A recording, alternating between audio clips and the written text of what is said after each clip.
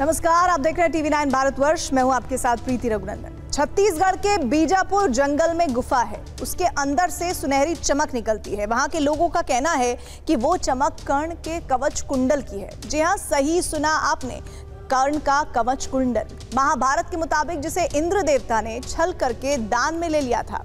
अब बीजापुर के स्थानीय आदिवासी के साथ शोधकर्ताओं ने भी इशारा किया है कि गुफा से निकल रही वो सुनहरी चमक कवच कुंडल की हो सकती है। लेकिन हम किसी दावे को तब तक नहीं मानते जब तक उसे परख न ले। तो फिर क्या था? दावे को अपने कसौटियों पर कसने के लिए दृश्यम की टीम छत्तीसगढ़ के बीजापुर पहुंच गई। फिर क्या हुआ, देखिए।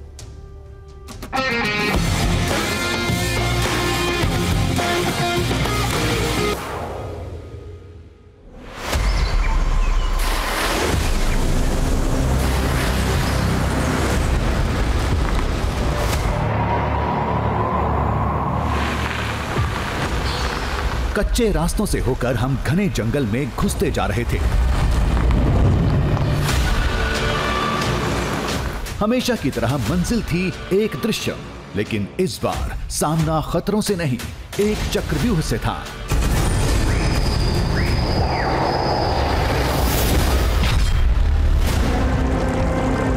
जल, जंगल, जमीन का एक ऐसा अभेद्य चक्रव्यूह था जिसके अंतिम द्वार के पीछे दबा है 5000 साल पुराना कर्ण के कवच कुंडल का अवशेष।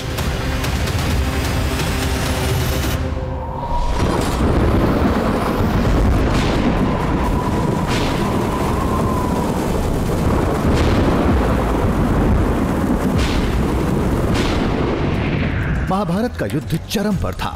कर्ण की शक्ति और कवच कुंडल से पांडव बहुत परेशान थे। तब श्री कृष्ण के कहने पर इंद्र देवता ने छल करके कवच कुंडल दान में ले लिया था।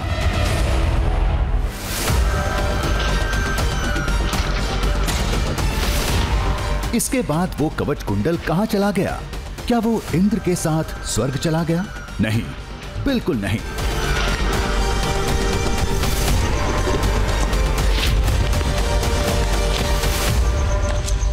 इंद्र ने छल के द्वारा वो कवच कुंडल कर्ण से ले तो लिया, मगर उस कवच कुंडल को लेकर वो स्वर्ग नहीं जा पाए। और उसके बाद उस कवच कुंडल को एक जगह पर छिपाने के बाद इंद्रदेव स्वर्ग में दाखिल हो पाए। अगर वो कवच कुंडल इसी धरती पर है तो किधर है, किस कोने में है? महाभारत पर शोध करने वाले वैज्ञानिकों ने इस पर काफी पड़ताल की और उनकी तलाश खत्म हुई छत्तीसगढ़ के बीजापुर में।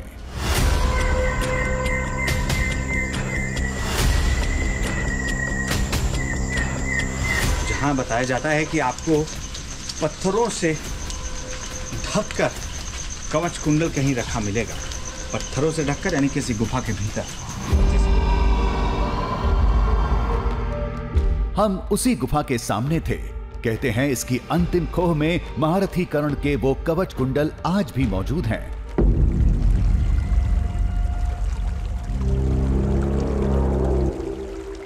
सबूत है वहां से निकलने वाली एक बेहद चमकीली अलौकिक रोशनी।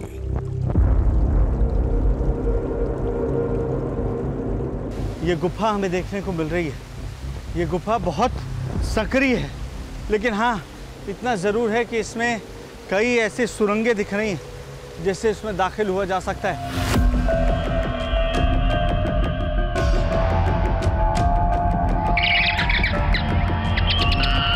मुझे डर इस बात का है कि ऐसा ना हो कि कोई जानवर इस गुफा में रह रहा हो, क्योंकि यहाँ लोगों का आना जाना नहीं के बराबर है या बिल्कुल नहीं है।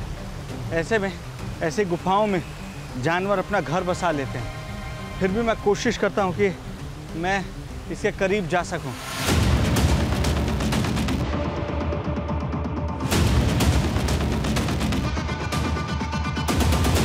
गुफा तक पहुंच गए थे। अंदर जाने का रास्ता पता नहीं था। ये भी नहीं जानते थे कि वो रहस्यमयी चमक जिसे लोग कर्ण के कवच कुंडल का बताते हैं किस हिस्से में दिखेगी।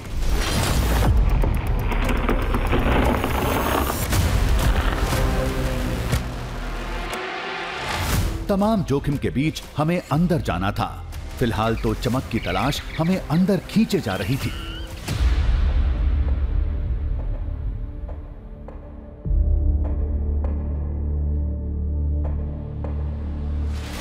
ये हर कदम पर सक्रिय होती जा रही है गुफा, और अब अगर हम लाइट ना जलाएं तो हमें कुछ भी नजर नहीं आएगा।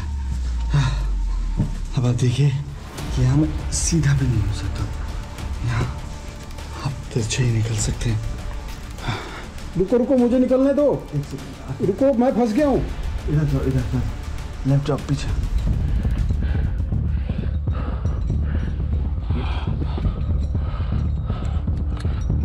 तालमेल के साथ हम बढ़ते जा रहे थे। बताते हैं एक बेहद तंग जगह पर वो सुनहरी रोशनी दिखती है।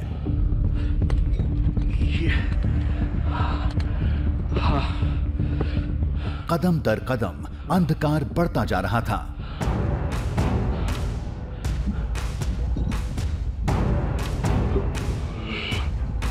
जिन रास्तों पे मैं जा रहा हूं, मुझे मालूम भी नहीं है कि जिस दृश्यों की आस लगाए, जिस दृश्यों की तलाश में हम निकले, वो हमें मिलेगा भी या नहीं।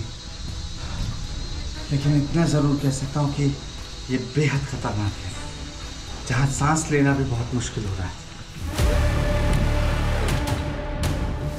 ऊपर कहीं कहीं चट्टानों के बीच से दिन का हल्का उजाला अंदर आ रहा था, लेकिन सामने गुप्त अंधकार के सिवाय कुछ नहीं था।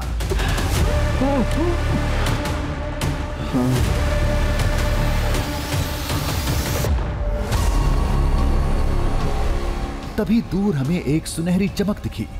ये रोशनी दिख रही है, कुछ जैसे कुछ चमक रहा हो। हम उससे बहुत दूर थे। आगे का रास्ता हद से ज्यादा तंग था। क्या ये वही था जो लोगों ने बताया था? ये रोशनी दिख रही है, कुछ जैसे कुछ चमक रहा हो, लेकिन इतनी जगह नहीं है कि मैं अंदर घुस पाऊंगा। दिन में भी जहां हमें लाइट जलानी पड़ रही है इस जगह को देखने के लिए, लेकिन मैं कितनी भी मशक्कत कर लूं, यहां इतनी जगह ही नहीं कि मैं घुस सकूं। बल्ब या किसी कृत्रिम रोशनी की तो गुंजाइश ही नहीं थी। जहां इंसान नहीं पहुंच पाते, वहां बिजली कहां से आएगी? क्या इसी को कवच कुंडल की चमक बताई जाती है? अजय, मुझे गोप्रो दो, गोप्रो ये ऑन है। मैं गोप्रो से दिखाने की कोशिश करता हूं। एक सेकेंड, ये देखिए, ये ऐसा लग रहा है कुछ चमक रहा है। दिखा आपको?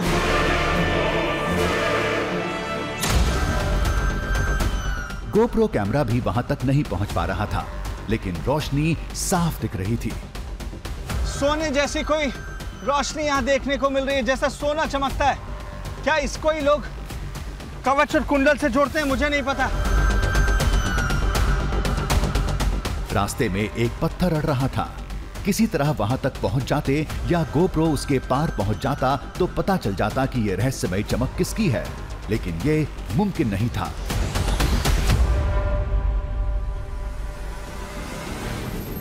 मैं निकल रहा हूं, मुझसे सांस नहीं लिया जा रहा है। आजा, पीछे हटो, जगह बनाओ,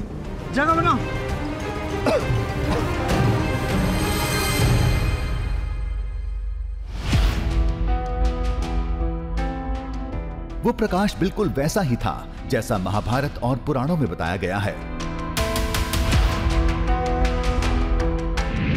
कर्ण के शरीर पर कवच कुंडल जन्म से ही था। कुंडल कान से लटका था और कवच शरीर से लिपटा रहता था। पुराणों में उसे सोने का बताया गया है। हमें जो चमक दिखी थी वो सुनहरी थी, सोने जैसी।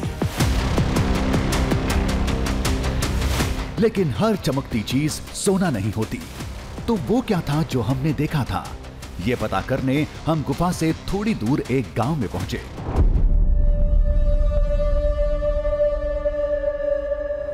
गांव वालों ने भी हमें वही कहानी सुनाई जो जानकारों से सुनकर हम यहां पहुंचे थे। जब इंद्र भगवान कुंडल और कवच को लेके जा रहे थे तो स्वर्ग में वो ले जा नहीं पाए, क्योंकि वो छीना गया था। इसलिए वो ले जा नहीं पाया, इसलिए वो इस पहाड़ के यहाँ छुपा दिया गया था उसे। अच्छा, उसको यहाँ छिपा कर उसके बाद वो गए थे। जी। गांव के कई लोगों ने उस रोशनी को देखने की बात कही। साथ ही ये भी माना कि वहां तक कोई पहुंच नहीं सकता, क्योंकि उसकी वो अलौकिक चमक गुफा के सबसे तंग इलाके से निकलती है।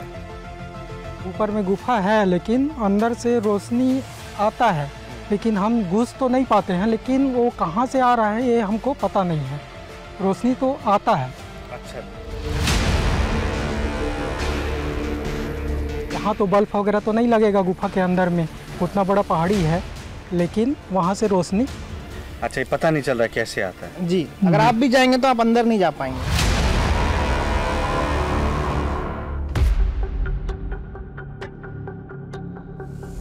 जिस पहाड़ में वो कंदरा है वो हमारे सामने था, जहां से हम वापस लौटे थे। लोगों के मुताबिक कभी कभी रात में तेज पीली रोशनी चट्टानों का सीना चीर आसमान में फैल जाती है, इसलिए लोग इसे सोने का पहाड़ कहते हैं। बोलते हैं कि यहाँ पे कवच कुंडल छिपाए थे, इस वजह से पहाड़ सोने का हो गया, ऐसा कुछ है? तो बोलते हैं, मान्यता है सर, ऐसा क्या पहले से हमारे दादा लोग ऐसा बोलते थे कि सोना है, ऐसा बोल के सुने हैं। और सर्वे भी हुआ है पहले, एक दो बार बोल के ये भी सुने हैं। मतलब पूरा पहाड़ सोने का बोलते हैं? हाँ, हो सकता है। सोने का पहाड़ बोलते हैं? हाँ, सोने का पहाड़ है। इसमें अलग अलग भागों में मतलब है पहाड़ वहाँ पर। हाँ। जैसे इसको कई भागों से मतलब एक मानते हैं। एक कुर्सकोट बोलते हैं, एक जीड़गुट्टा बोलते हैं, एक नया पहाड़ भी बोलते हैं। मतलब पहाड़ एक ही है, जितावा पहाड़ के नाम से ही जानते हैं। तोयनाथ पहाड़ नाम अलग अलग? हाँ, नाम अलग अलग है। मतलब जैसा इस झरना से इधर हो गया तो उसको दूसरा नाम से जानते हैं। बड़ा पहाड़ है क्या? बहुत बड़ा पहाड़ है इसमें। तो क्या हमने जो देखा था वो कवच कुंडल ही था? हम 5000 साल पुरानी पहेली को सुलझा सकते थे। अब भी एक मौका था। हमने पूछा, उस गुफा में जाने का कोई दूसरा रास्ता है? दूसरा रास्ता है सर, लेकिन वहाँ से बहुत दूरी से है। वहाँ से भी वही स्थिति है, वहाँ से उस सुरंग तक पहुँचने का बहुत कठिन मार्ग है, क्योंकि रास्ता उबड़ कबड़ है, पहाड़ी है। और वही बात, जैसे यहाँ से गए वैसे उधर से भी प्रॉब्लम्स आ जाएंगे, तो इससे भी ज़्यादा चैलेंज वहाँ से है।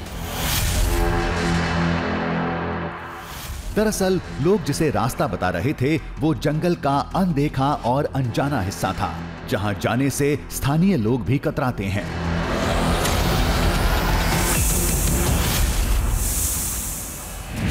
ये वो पहाड़ है जिसकी खोह में वो गुफा है। गांव इस जगह पर है।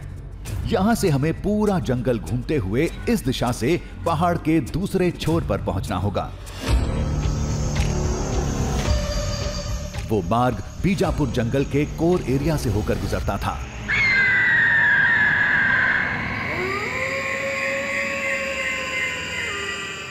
जहां खूंखार जानवर, जहरीले सांप, जानलेवा झरनों का खतरा कदम कदम पर है। सब पार करके गुफा तक पहुंच भी गए तो सबसे बड़ा जोखिम गुफा के इलाके में था। खतरनाक जगह है, वहाँ उतना आदमी लोग जा नहीं पाते हैं जी। अगर एक दो लोग वहाँ नहीं जा पाएंगे, भीड़ लेकर? हाँ, भीड़ लेके जाना पड़ता है। शेर वहाँ बच्चा भी देता है कभी कभार। अच्छा, इसलिए खतरनाक? जी, खतरनाक है। ऐसे मौके बार बार नहीं मिलते। जब यहां तक आ गए हैं तो कवच कुंडल के रहस्य को सुलझा कर ही जाएंगे। बीजापुर जंगल का सबसे घना, सबसे खतरनाक इलाका हमारे स्वागत के लिए खड़ा था।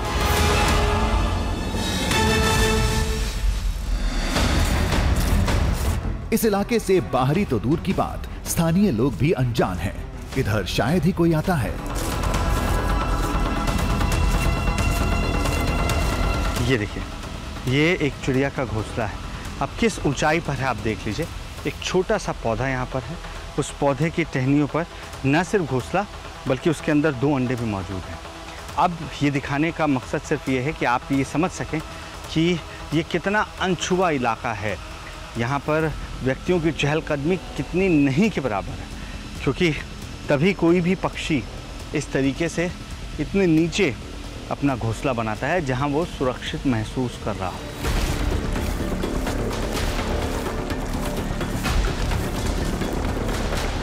लेकिन हमारे लिए ये जंगल सुरक्षित नहीं था।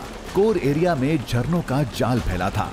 खूंखार जानवर कभी भी टकरा सकते थे, पैरों से सांप लिपट सकते थे। लेकिन 5000 साल पुराने साक्ष्य को देखने का लालच अदृश्य शक्ति बनकर हमें आगे बढ़ा रहा था।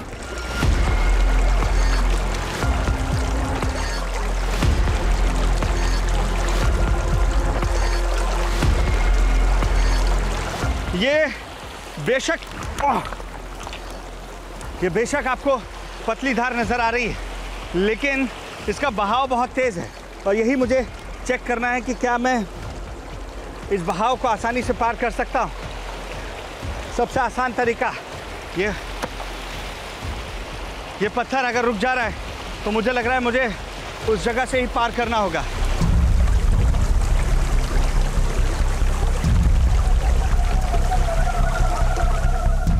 जंगल से भी ज्यादा उस कंदरा की पहेली उलझी थी। क्या वो चमक वाकई कवच कुंडल के अवशेष की थी या कोई अनदेखा अनजान खनिज पदार्थ था?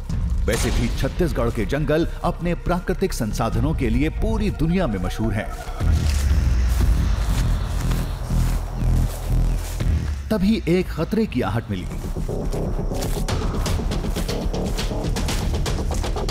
देखिए, ये पेड़ और इसके नीचे मौजूद ये कोटर काफ़ी महत्वपूर्ण है।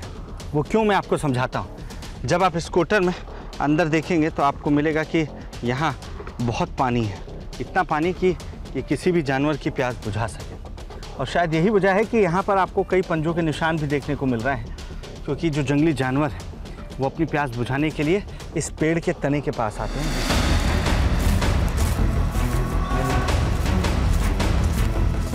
अगर गुफा में वो अद्भुत चमक कर्ण के कवच कुंडल की है तो इंद्र ने उसे वहां क्यों रखा? वो कौन सी वजह थी जिसकी वजह से देवराज उसे स्वर्ग नहीं ले जा पाए? इसके बारे में बताया जाता है। सूर्यपुत्र कर्ण से कवच कुंडल लेकर जब इंद्र देवता स्वर्ग जा रहे थे, तब सूर्य भगवान ने अपनी चमक से स्वर्ग के द्वार को बंद कर दिया। वो अपने पुत्र के साथ हुए छल से बेहद नाराज थे। तब लाचार होकर इंद्र को कवच कुंडल एक गुफा में छिपानी पड़ गई।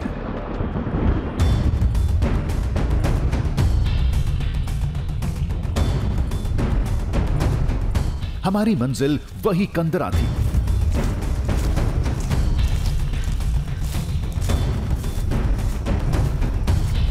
रास्ते में जंगल इतना घना मिला कि आगे जाने के लिए डालियों का सहारा लेना पड़ा।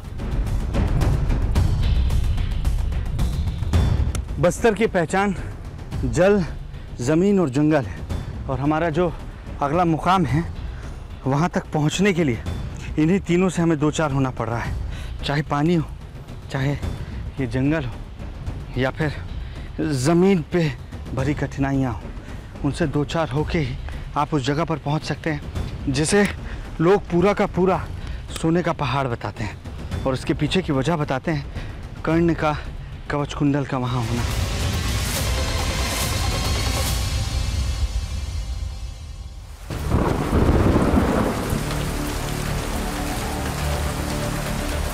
चुनौतियों में जो कमी थी वो कसर इस बारिश ने पूरी कर दी। इतनी परेशानी उठाने की वजह केवल कुछ लोगों का दावा नहीं है।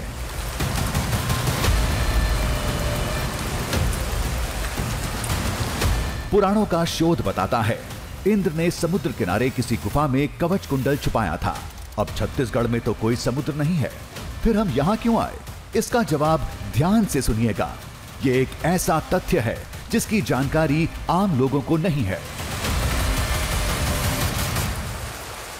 दरअसल बीजापुर में भी एक दोबे नाम की जगह है, जिसे स्टोन सिटी भी कहा जाता है।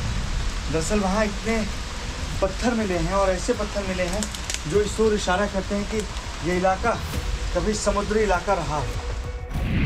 छत्तीसगढ़ के बीजापुर से सबसे नजदीक बंगाल की खाड़ी का समुद्र है, जो 255 किलोमीटर दूर है।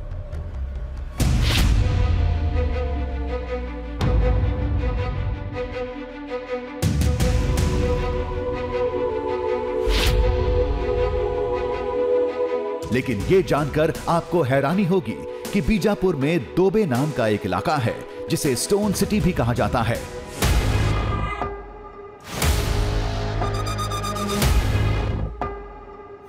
चट्टानों के इस अजब संसार में कुछ ऐसे पत्थर भी हैं जो सैकड़ों साल पहले कभी समुद्र में पाए जाते थे।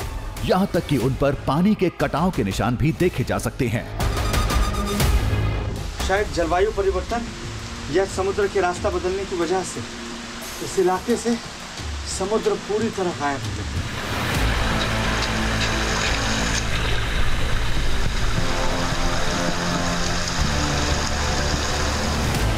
गुफा वाला पहाड़ उस स्टोन सिटी के करीब है। ऐसे में वहां कर्ण के कवच कुंडल होने का दावा हवा हवाई नहीं हो सकता।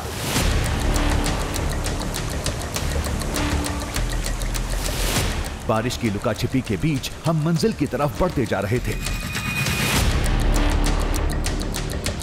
तभी पैरों के पास कुछ दिखा। ये तो बंबू विट वाइपर जैसा कोई जहरीला सांप था। सतर्क नहीं रहते तो काट सकता था। ये देखिए, खतरनाक सांप है यहाँ पर, और ये मुझसे चंद कदमों की दूरी पर ही है। मैं उसे परेशान नहीं कर रहा हूँ, लेकिन दरअसल इसने मुझ पर अटैक करने की कोशिश की, तब मेरा ध्यान इसके ऊपर गया है।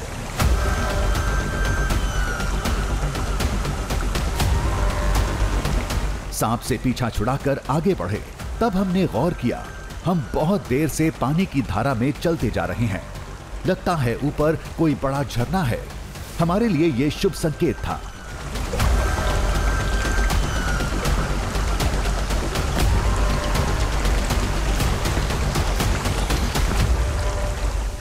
मुझे बहुत तेज आवाज आ रही है, वो इस दिशा से है, और शायद मैं अब उस बड़े झरने के पास पहुंच चुका हूं, जिसे गांव के लोग कह रहे थे कि वहां से आप गुफा में दाखिल हो सकते हैं।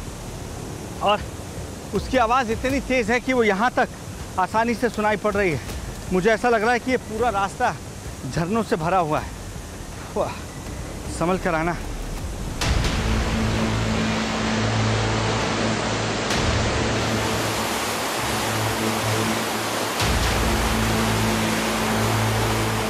ये तो बहुत बड़ा झरना था। करीब 150 फीट की ऊंचाई से पानी की धार ज्वालामुखी के लावे की तरह फूट रही थी।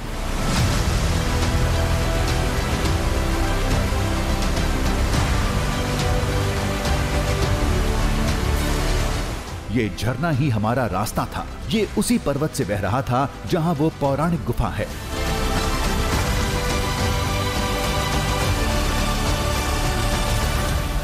यह मेरी उम्मीद से बहुत बड़ा वाटरफॉल है। इसी वजह से काफी दूर से, तकरीबन 500 मीटर से भी ज्यादा दूरी से इसकी आवाज मैं सुन पा रहा था। लेकिन ये बहुत खूबसूरत है। मैं एक सेकेंड और करीब जाने की कोशिश करता हूँ। मेरा पैर फंस गया, पैर फंस गया।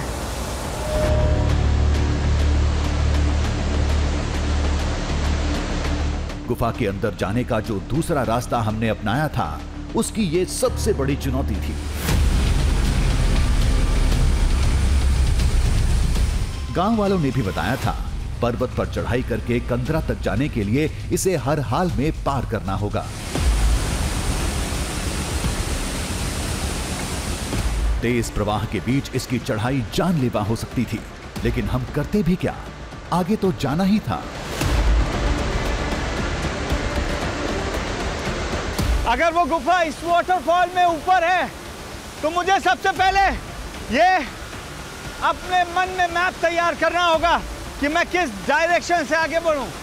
फिलहाल एक ही रास्ता दिख रहा है कि मैं यहां से होकर जाऊं, और उन रास्तों से, उस चट्टान से होते हुए वहां मुझे ग्रिप दिख रही है, और वही अगर संभव हुआ तो वहां से जा पाऊंगा।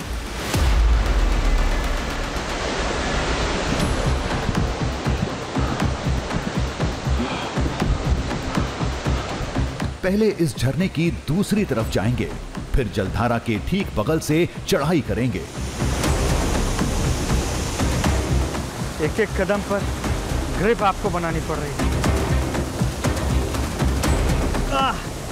यहाँ ज़्यादा परेशानी इस बात को लेकर है कि अगर मैं गिरता हूँ तो इन पत्थरों से मुझे जो चोट लगेगी उससे जान तक जा सकती है। ये लकड़ी बहते हुए आ रही है, ये सही रहेगी, ये मुझे कम से कम थोड़ा सहारा तो देगी। अगर आप गलती से भी इन इलाकों में आते हैं या किसी भी झरने के पास हैं तो ये जानलेवा हो सकता है आपके लिए भी। ये पैर नहीं दिख रहा है, मुझे लग रहा है कि अब तक क्या सबसे मुश्किल फैसला मैंने ले लिया है।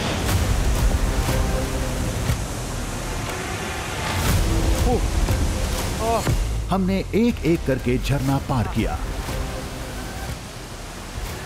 थोड़ा दूर, थोड़ी सी दूरी बची है।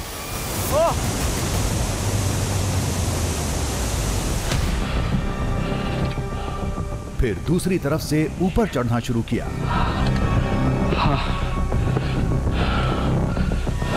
पानी की बौछार और तेज हवा दोनों अड़ रहे थे, लेकिन हम मजबूती के साथ कदम बढ़ाते रहे।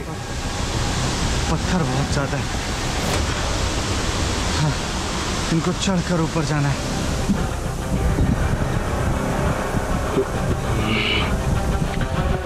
वहां आप जाना है, उसके पास वो गुफा हो सकती है, शायद इस पहाड़ पर हो, मुझे भी नहीं पता, लेकिन इतना जरूर है कि मैं हार नहीं मानूंगा। मैं ऊपर जाने की कोशिश कर रहा हूं अजय। अगर मैं जा पाया तब तुम आना, अगर यहां से रास्ता हुआ I'll give you thumbs up, तब आना।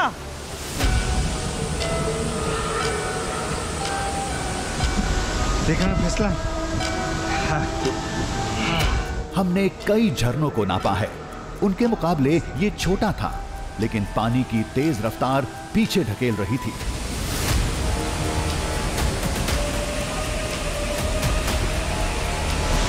ये बहुत खतरनाक चढ़ाई, इतनी खतरनाक, और पानी की इतनी बूंदें कि हमें कैमरा पैक करना पड़ा है।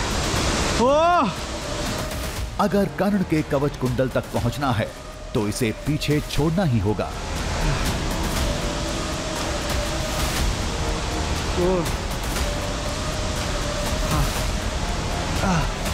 मैं इस बड़े झरने की बराबरी पर पहुंच रहा हूं। ये बहुत ऊंचा झरना है। काम थोड़ा मुश्किल था, लेकिन नामुमकिन नहीं। कई जोखिम उठाने के बाद हम झरने के बराबर पहुंच गए।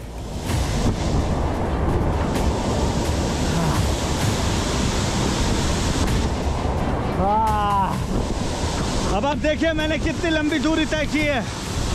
मैं इस वाटरफॉल के लगभग बराबरी पर पहुंच चुका हूं, और ये हर कदम पर जहां मेरा हौसला तोड़ रही थी, अब ये दूरी मेरा हौसला बढ़ा रही है कि मैं यहां पहुंच सकता हूं, तो मैं कहीं भी पहुंच सकता हूं।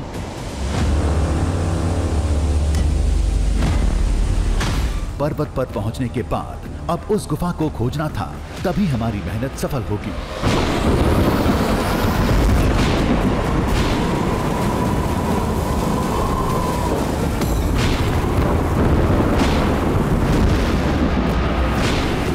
पर्वत पर कदम रखते ही बारिश शुरू हो गई।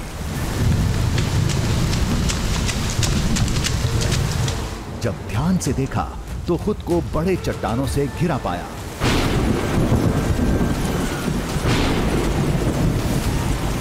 बारिश तेज होती जा रही थी। इस आफत के लिए हम बिल्कुल तैयार नहीं थे। बादल बहुत तेज गरज रहा है, किसी पत्थर की आड़ लेकर रुकना होगा। गुफा के अंदर नहीं, बारिश का सारा पानी अभी गुफा में घुसेगा। बाहर आओ जाए, बाहर आओ, बाहर निकलो। जल्दी निकलना पड़ेगा यार, बहुत जल्दी जल्दी जल्दी, मुश्किल है। नहीं मैं आ रहा हूँ, एक सेकंड। मैं भी ऊपर ही आता हूँ। हाँ, इधर पत्थरों के पास हो, पेड़ों से दूर। यहाँ बिजली बहुत गिरती। इस साइड आओ, यहाँ रुक सकते हैं, यहाँ आओ, यहाँ। फंस गया हूँ, रुको। हाथ पकड़ो मेरा। दो आओ।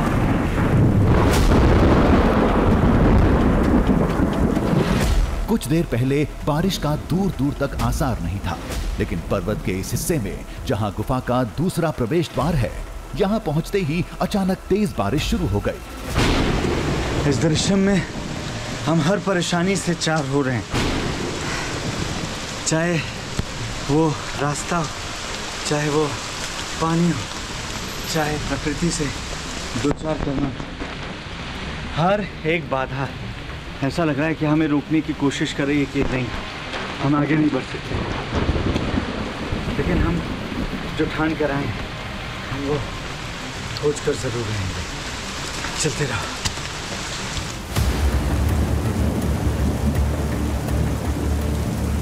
बचते बचाते हम आगे बढ़ते रहे। कुछ देर बाद जब बादल थोड़े शांत हुए तो राहत की सांस ली। अब पहला काम गुफा खोजना था। हम पत्थरों के बीच भटकते रहे, जो एक बेहद ही अजीब दुनिया थी।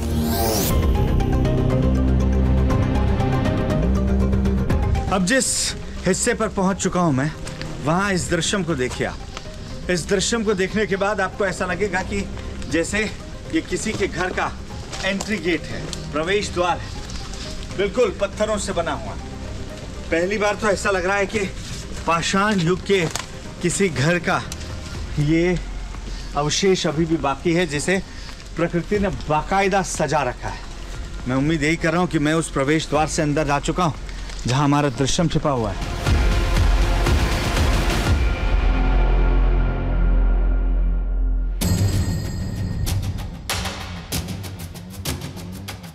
ये पूरा इलाका सैकड़ों साल पुराना लग रहा था।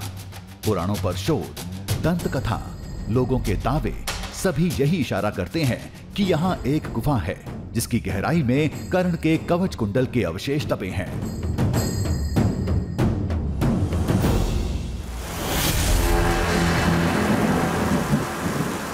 अंत में हम एक ऐसी जगह थे जहां से कंदरा में जाने के कई रास्ते दिख रहे थे।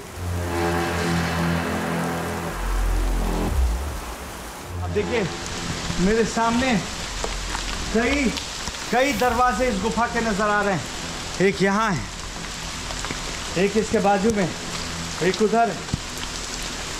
मैं ये नहीं समझ पा रहा हूँ कि मुझे जाना कहाँ है।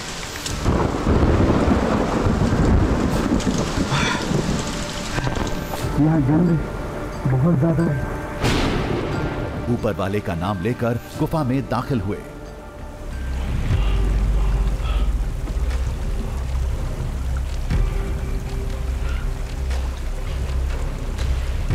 गुफा बहुत गहरी थी।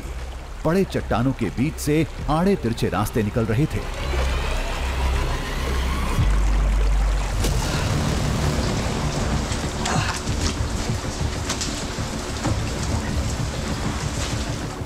बाहर लगातार बारिश हो रही थी। पत्थरों से रिसकर पानी गुफा के अंदर टपक रहा था।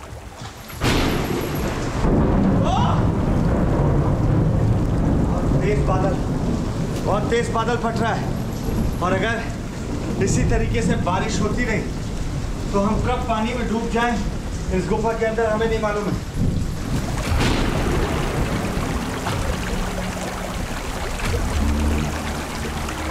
मतलब हमारे पास ज्यादा वक्त नहीं था।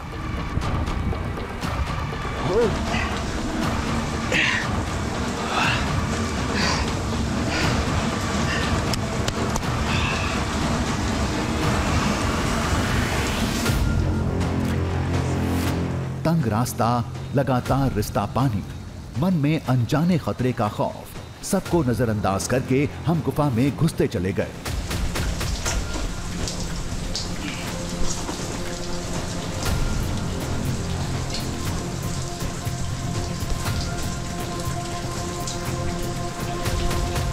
बस एक ही आस थी, किसी तरह वो सुनहरी चमक दिख जाए, हम उसके करीब पहुंच जाएं।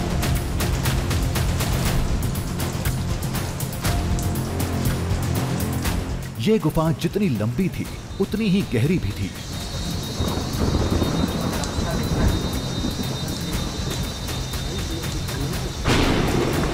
पानी में जाने दो उसको, कुछ नहीं होगा, गुजर दो अंदर, पानी में जाने दो।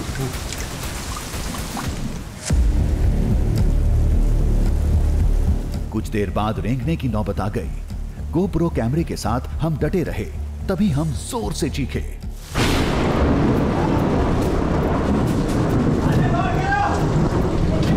क्या हुआ? क्या हुआ? अरे यहाँ कुछ चमक रहा है। जल्दी आओ, जल्दी उधर। वो जल्दी जल्दी जल्दी आओ। वहाँ वो सकरी सी जगह वही है क्या? हम एक तंग रास्ते में फंसे थे। आगे एक बड़ा सुराख था जिसके पीछे से सुनहरी रोशनी फूट रही थी।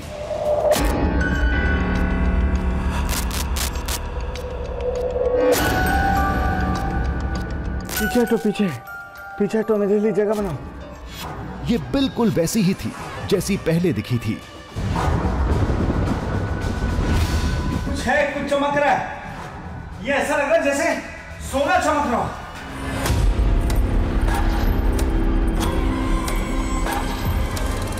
आगे जाना तो दूर, 1 इंच हिलना भी नामुमकिन था।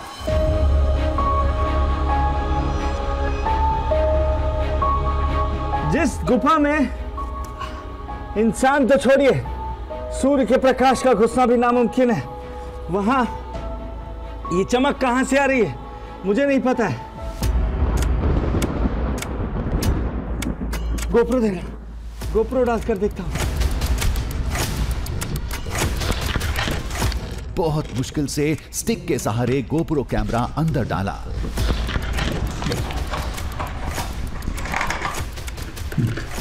आगे शायद एक मोड़ था, वहीं कहीं इस रहस्यमयी रोशनी का स्रोत था।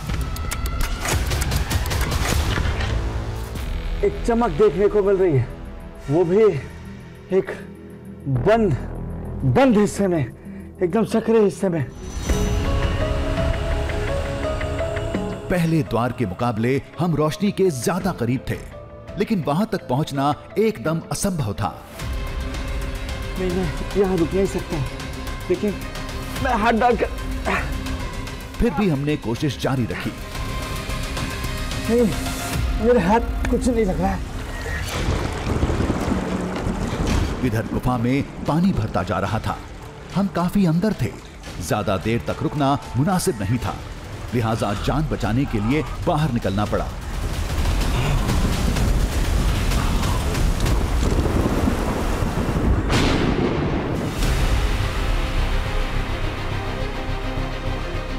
जिस गुफा में कर्ण के कवच कुंडल होने का दावा किया जाता है, जहां की निकलती एक अलौकिक रोशनी को उससे जोड़ा जाता है, वहां तक हमने 2 रास्तों से घुसने की कोशिश की। कुछ चमक रहा है, ये ऐसा लग रहा है जैसे सोना चमक रहा हो। ये रोशनी दिख रही है, कुछ जैसे कुछ चमक रहा हो, पूरा हिस्सा जगमग है, जैसे सोने की रोशनी होती है वैसे।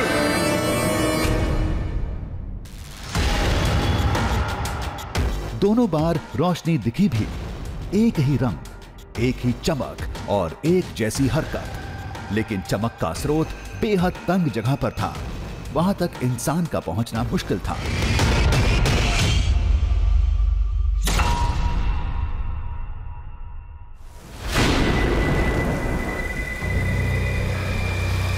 अब सवाल खड़ा होता है कि क्या ये चमक कवच कुंडल की थी?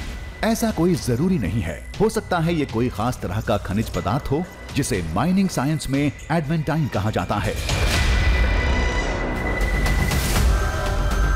रेडियम उनमें से एक है, जो अपने कच्चे रूप में भी चमकता रहता है।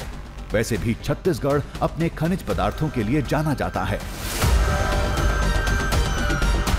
लेकिन आज भी कई ऐसे पौराणिक साक्ष्य हैं जो काल्पनिक माने जाते थे, लेकिन अब उसके वैज्ञानिकों से प्रमाणित साक्ष्य मिल चुके हैं।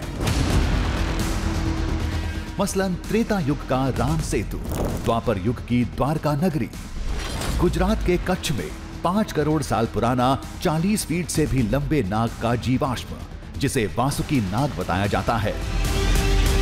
कवच का वहाँ मिलना हो सकता है आज बहुत सारे क्या कहते हैं उसका रूप बदल गए हों, क्योंकि बहुत करोड़ों साल पुराने की बात है, हम ऐसे कहते हैं, हज़ारों साल पुरानी बात है, हम ऐसा कहते हैं। तो हज़ारों सालों के अंदर उसका रूप बदल सकता है, लेकिन आप उसके सत्य को ख़त्म नहीं कर सकते। तो वो हमेशा दूसरों से कुछ हटके दिखेगा। तो आपने नोटिस करा होगा, जब आप उस गुफा में गए होंगे तो एक जंगल गुफा के अंदर मिले हुए पत्थर और एक वहाँ के मिले हुए पत्थर में कुछ ना कुछ ज़रूर फ़र्क होगा।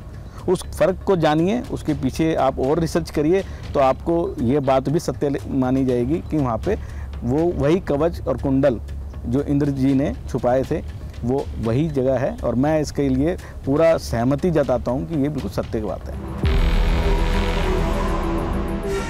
जब रामायण काल के साक्ष्य मिल चुके हैं तो महाभारत की कथा तो उसके बाद की मानी जाती है।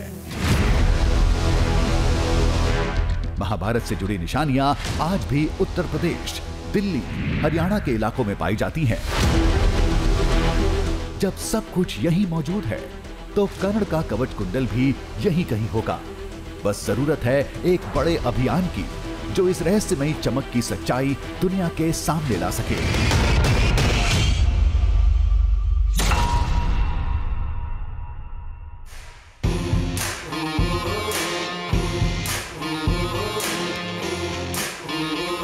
दरिया में झांकेंगे, पर्वत को नापेंगे, बांधेंगे धरती को अंबर की डोरों से, सूरज के चेहरे से पर्दा हटाना है, तूफान आंधी को भी अब चीर के जाना है, कुदरत की मुट्ठी से अब छीन लाएंगे हम, कुदरत की मुट्ठी से अब छीन लाएंगे हम। दृश्यम दृश्यम दृश्यम दृश्यम